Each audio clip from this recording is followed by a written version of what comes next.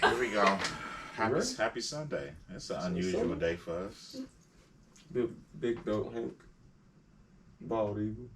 That's your new nickname. That's another one, Big Belt Hank. I'm gonna get me a belt. By the time you get one, I'll be on my third one. That's fine. Okay, I'm thinking about getting a custom one. You should.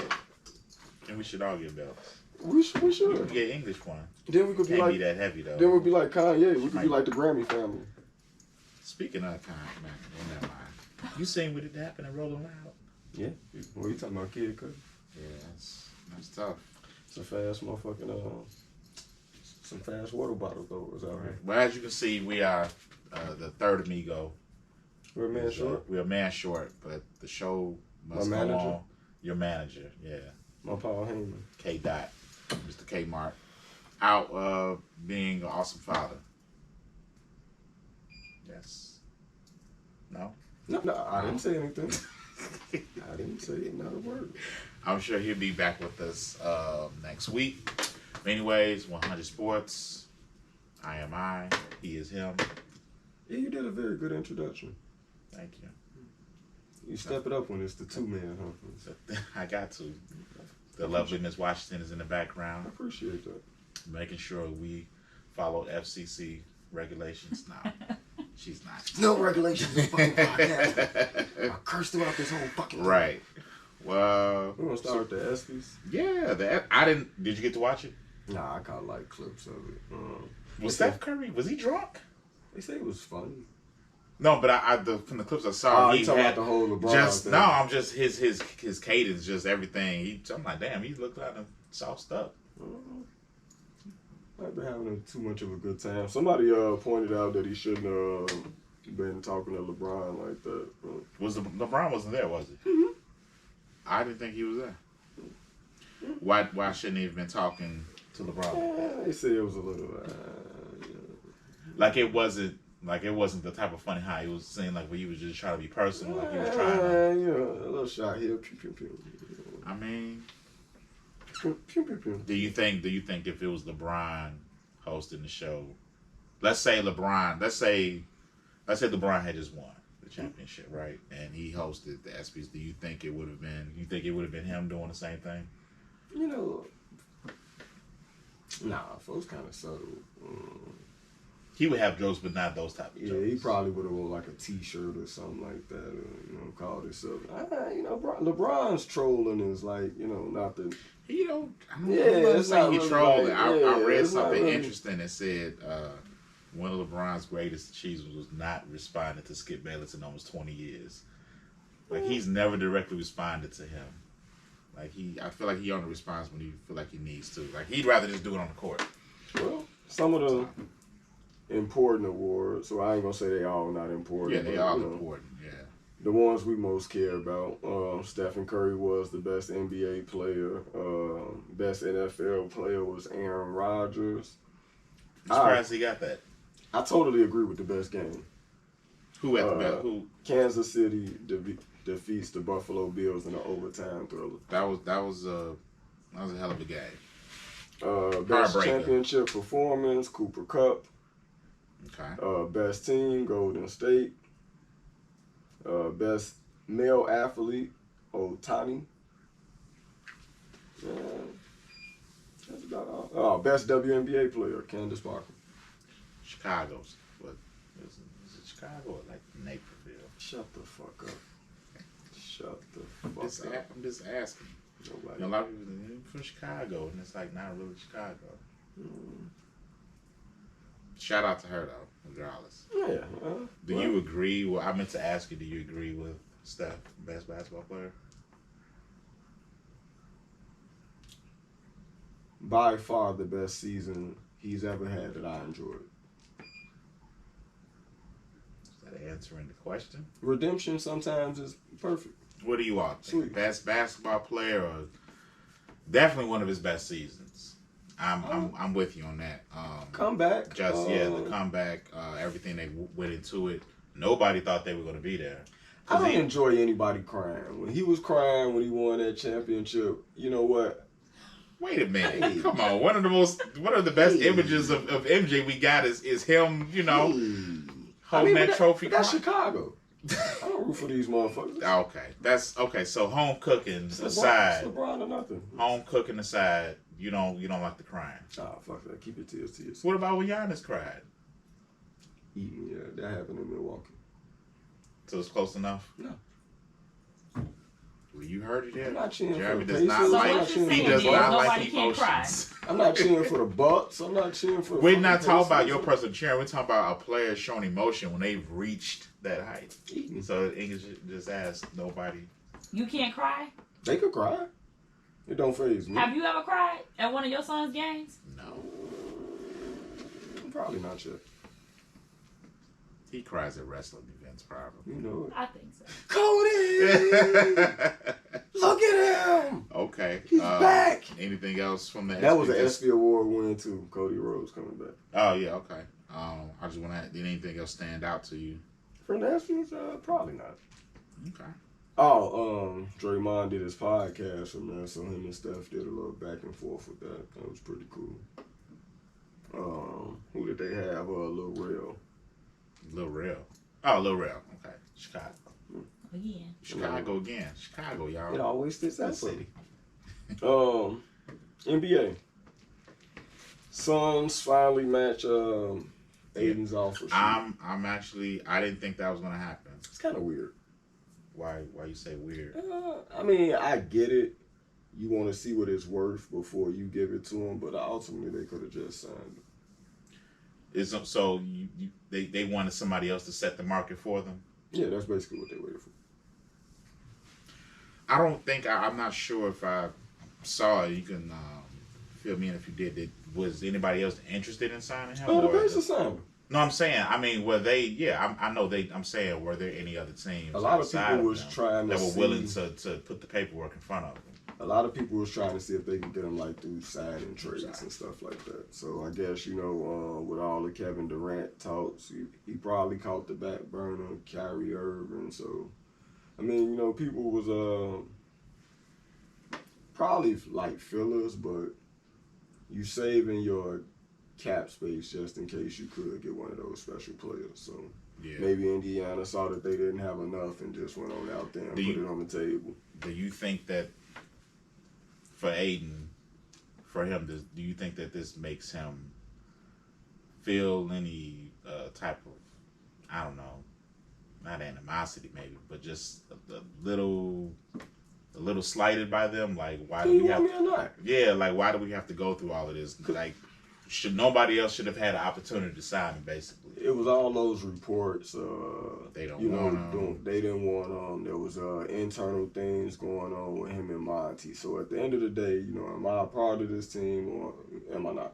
Right. It don't really prove it because you chose to sign me back, but yeah, like because it begs the question. Okay, yeah, you did sign me ultimately, but is it because you truly wanted me, or is it because you just didn't want anybody else to have me? I hope it all works out. I hope it wasn't the case or a situation to where they feel like, or he feels like he's uncertain his place on that team. He's uncertain if does this team truly want him.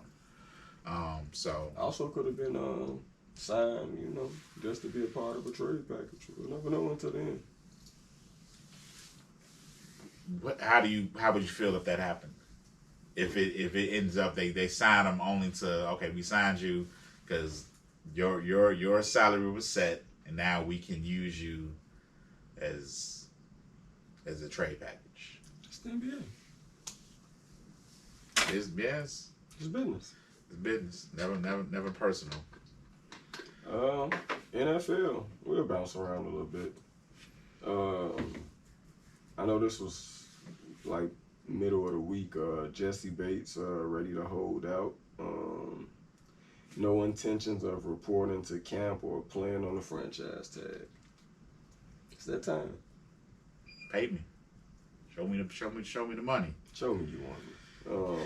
Do you like franchise tagging? I never like. I don't get it because it's like, just sign them. Like, why? It's almost like you're playing. Like, I don't know. It's It's crybaby-ish on both sides. Okay. Well, how so on the player side? I mean, they're not the ones. As an owner, okay, I may not have the money to pay you this year. All right.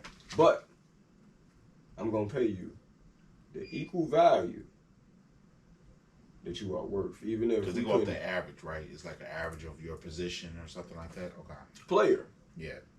Player. I understand. You want the guarantee. You want to not have to go out there and play and worry. Possibility of getting hurt. It's a dangerous game. I mean, everybody's one play away from, you know. It's all understandable for both sides. You don't know what's beyond this season that you're playing. And then if you have a not so good season, yeah, you might be getting a deal, but now it's going to be lower in evaluation because maybe you didn't get the same amount of catches or tackles or what have you. So it's who do you think more of the pressure is on when you franchise tag a player? Always the player. I want to own something. Yeah. So you got to look at it from that standpoint. And I'm a fan of players. So it's a double-edged sword. But the player takes the most risk. Yeah. You can find somebody else to do this. Maybe at a lower value. Yeah, but yes and no. Maybe at a lower value. There's the draft. But there's always another. I see what you're saying. It's always next man up. You already got a 51-man roster, and then plus all of the people that are on the practice squad. So is somebody always waiting? So of course, yeah. Am I out of a tight end? No. Am I out of this tight end? Yes. So, well, whatever player, whatever you decide. So I mean, yeah, I agree. I think the Bears are kind of going through this too with the rookie. Which year is he in though? No, he hasn't even signed his rookie contract. What do you feel like this is the holdup though? He's holding it up. You think he's getting too big for his britches? Like, I mean, because you would think, I mean, as a rookie, you know, pay your dues, you know, just get your foot in the door and like, you know, you prove yourself. Do we have? Let's see. You have notes on him? Oh yeah, no. But I pulled it up with 2 weeks to go until the start of training camp. The Bears still are not fully signed and ready to begin with practice. Excuse me. That's because second-round draft pick Jaquan Brisker hasn't signed off on new contract. Is it something specific that's contract hold up? No, I'm saying like, is it what detail? What is it? A money thing? Is it a contract stall? They just saying contract stall. That's kind of odd. From like you hearing like a second round pick not signing a rookie deal. What are their options? Like the Bears, can they matter of fact, they do say it. It's the money in Brisker's third year of his fourth-year deal. That's kind of the hang-up. Big man talk. You feel like that's okay to do? Is that? Well, Roquan Smith. Okay. 2018, held out most of training camp. I think maybe the only difference is what maybe Roquan was a first round pick. Right. I mean, and because position is everything, and you know, getting the difference between somebody who's the first pick of the first round versus somebody who's the last pick of the sixth round.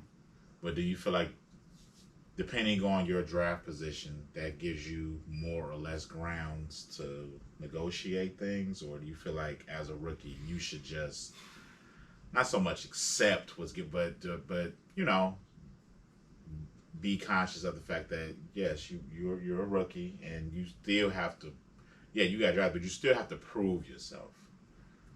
What if I fail in the draft due to issues? What type of issues we talking? College things. Or something personal? Or? Yeah. I mean, you know, we don't got to name them all, but right. We've seen this happen before where you know, people who are supposed to go high in the draft pits fall. Right. Sometimes it could be nothing. Sometimes it could just go that way. I haven't, really dug into his career much, in which I probably will try to do, after we, done this. But let's just say, he was a top player in college. Mm-hmm. If there's NFTs now in college, if there's these special, where they could sign these contracts and, be compensated. This is something that may become a norm. Okay. Because I could stay in school and get this couple million. True. But what does that have to do with what the NFL is doing, though? I'm negotiating my life. Okay. Do I stand a chance to negotiate my life with you? Yeah. In year 3, you saying that I'm going to be a starter in year 1. That means I don't lose this position in year 2. That means in year 3, why should I accept your pennies? On this rookie scale. Everybody may have painted themselves into a corner because this may not be the last time that we hear about somebody negotiating a rookie contract. Right. Say about a rookie at that. Is this something new? It's only been around maybe a year or 2 where they could sign those contracts. It's very new. I mean, it's a new era. Well, not even. I don't want to call them contracts, but I keep forgetting. It's a specific name for them, but it's where they are compensated by different companies. Like, okay, let's just say if it was Nick, he could be sponsored by the Red Lobster that's, in the town. Right. They could give him $1 million or whatever they had, to give I feel like they probably still trying to figure this whole thing out because, again, there's a new era of athletes and the market has changed so much. But while you figure out how to negotiate. You sound like you would be a great negotiator. 100 Sports... sports agency coming soon. You never know. I like that. It's a move. Right. You never know. All right. Moving on. Money. It's a show of money. Show the money. Juan Soto. Turned down a lot of money. 15 years, $440 million. Could have gave me 40,000. I'd have took that. They say Washington now plans to entertain offers to trade the young star. What? Because, I mean, you do your best to understand things that you just aren't part of, so your perspective is different. I mean, we are not rich, obviously, right? We're not, world-renowned athletes, but what has to go through somebody's the thought process to say somebody slid a paper $400 million, and baseball is all you're getting all of that, and to say, nah, I'm good. 15 years is a long time. That is, that's a long time. How many people actually play out a 15-year contract? I mean, there's been a few, and there's been a couple that's been traded out of once they sign the contract, you get the maybe send me to minor league, not minor leagues, but like, triple A, bounce around if I'm probably not, producing. So 15 years from now, we'll probably put Soto at 38. That's still a playable age in baseball. Baseball, yeah, right? Yeah, you can still, I mean, but depending on position, but so he turned down a 15-year contract. $400 million. And he's actively playing now? Mm-hmm. Yeah, he's playing. Is he good? Well, obviously, right? He's very good. He's good. 15 years is a long time, man. For me to dedicate myself to a franchise that I may not know that's winning, I may not know, what their other aspirations are. That goes with my $440 million. Do we have enough to possibly build a winner? Right, because It's other. I mean, it's factors into. But the same could be said about any team. At the end of the day, nobody's guaranteed anything. You can buy your team. I mean, the Yankees did it a few times and it didn't work out. They bought the whole farm, and if you win, you win. So there are no guarantees. I mean, we see that in a lot of different sports, whether it's basketball, football. It's a team thing. So yeah, of course, on paper you may feel like, okay, we got the best shot to win.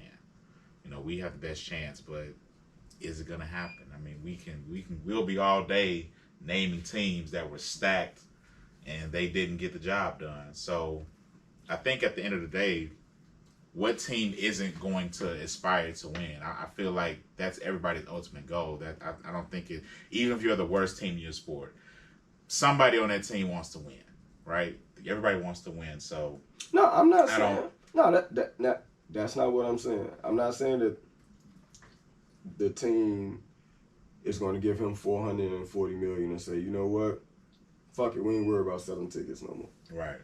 No. Maybe I know if I take this 440, our pitching staff ain't gonna be the same. Maybe if I take this 440, we won't be able to bring, the next prospect. Just they can't bring this guy. Yeah, I mean that plays a part too. Yeah. Yeah, I'm not saying that they don't care, but okay, he's been within this organization since 2018. Okay, he's already won the World Series with them, so they're not far removed from being champions. Yeah. Maybe he's looking at the future down the line. Like, I'm trying to understand. Okay, so if you already had success with the team, right? At least some, you tasted it, right? And I know every athlete wants more. You want to be the best. But they're going to invest so much in you, in the team, because they're giving you this large lump sum of money. Right, they're willing to do that. So, well, like he said, what would be the motive of not taking the money? 15 years, yeah, but I'm solid in those 15 years. They're showing their commitment to you. Yeah. Because just like that's a long time. It's a long time on both sides. Yeah. Can you imagine? Like, would you offer somebody to pay them over 15 years that you truly didn't want there? I mean, so it's a commitment on both sides. For sure. Is he going to another team? I don't think so. Possibly, with him not accepting that, they're looking for trades. That's going to be a blockbuster trade. I mean, if it does happen. So far, probably would have been the highest contract. You got Fernando at 14 years, $340. You got Mookie Bates at $365 through 12. Wander Franco, I might have messed that up, shortstop for the Rays. You got $182 through 11. Bryce Harper had 13 years through $330 with Philly. Now, he recently signed that, right? I remember that's only 2019. Yeah, I know it was within the last several years. He's not even with the Phillies no more. Who? Bryce Harper? Yeah. Oh yeah. I'm like, why wouldn't he be with them? I thought they was talking about signing someplace. Nah, they keeping him. Great play. Him and I'm sorry, his name escapes me. Oh no, he came from the Nationals. I would say that's who drafted him, but okay. So we'll definitely be watching going forward with what happens with Mr. Soto. This got interesting, and had to keep being talked about. In which it's kind of silly. LeBron went to the Drew. Not everybody enjoyed LeBron going to the Drew. Trae Young went the other day. John Collins, DeMar DeRozan. Yeah, him and DeRozan were playing together. Is a frequent player of the Drew League. I think some people don't understand the concept. Well, for those who don't, explain. The Drew League is different teams. You get some NBA stars, you get celebrities, you get lifelong players, possibly out of LA. Not to throw shade at them, but if you do remember the reason why Game catches his case of hitting the Army sergeant at the Drew League. Okay. Baron Davis is a frequent player at the Drew League. With that being said, what did you hear her age at? Nowhere. It's for lovers of the game, correct? Draymond Green brought up a good point. The Drew is for sometimes kids who can't afford the NBA prices of tickets. So let's just say this. LeBron James walks into that gym. Mm-hmm. You're a kid. It's something you may not ever see again. Yeah. So why can't you enjoy that? That's for all ages. I mean, I've personally never been able to see LeBron play live. I mean, I've not like I haven't had opportunities, but like you just said, even something that we feel may not be a big deal to us could be a big deal and life changing for somebody else. It's almost like expanding the brand. Obviously NBA is at the pinnacle of basketball. It's the premier league, but you have so many for people who truly love the game. They go to all types. I got friends who every time I look up, they're at some type of event. They're either whether they're playing, spectating. Basketball isn't just played in the NBA. The year of the lockout, Kevin Durant played everywhere. Yeah. He was Rucker Park. He just wherever they were Why? playing. What's the purpose of that? It's NBA is the hype, right? Yeah. I can play anywhere. I'll show up. You'll never know where I'll show up. Just because I have this NBA talent doesn't mean I'm above playing with you. Yeah. That shows humility. That shows grace. Not that in a way like that.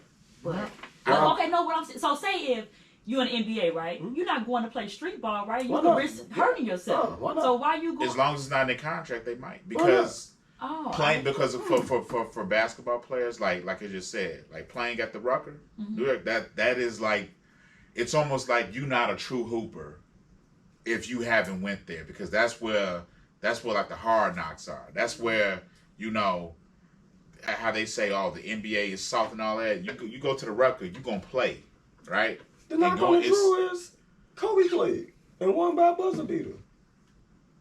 I mean, some of the best players have played. I think it's great for the game. They're even showing these games on NBA TV. I think LeBron, and to directly answer your question, I think because LeBron as of now he's still one of the faces of the NBA, whether you like him or not. Like he's still playing at a high level. He's one of the most marketable players in the league.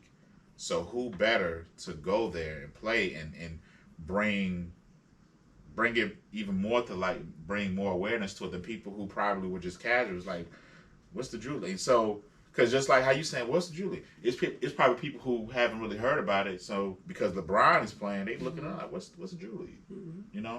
So do you think they step on their toes though, or boost them up? Whose toes? They got to compete. And again, they're playing against people who probably only play at rec centers and stuff. So yeah, I know. I'm to be playing in the NBA. You have to be so good.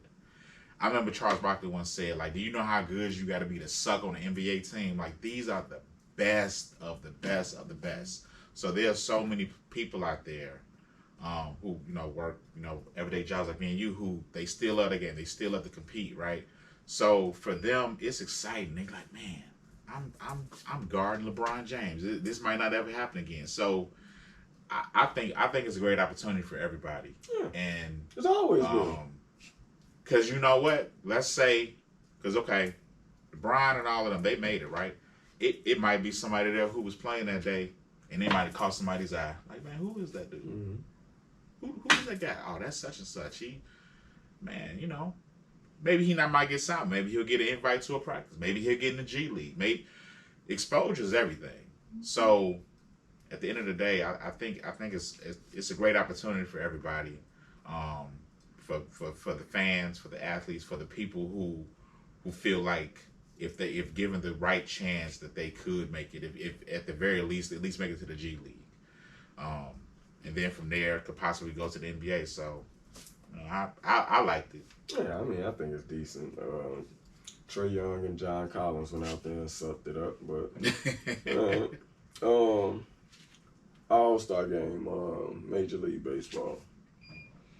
American League won again. Won again. Going on how many years straight? Stanton won the MVP. I think like 7 or 8. I think I was gonna say. Yeah, it's something close to that. Some of the most important things. 75 year anniversary of Jackie Robinson, so they had Denzel Washington come out there and do a speech on the mound. I didn't see it. Yeah, her dad was out there. Did you see it? Probably not. I'm calling. I would have watched. Well, you could always. There's always YouTube. You can always go back and watch it. Right. Yeah, pretty good speech. Pretty good game. A lot of the focus was on more black. Mookie Bates had a shirt saying we need more black players people in the stands. I'm all for that.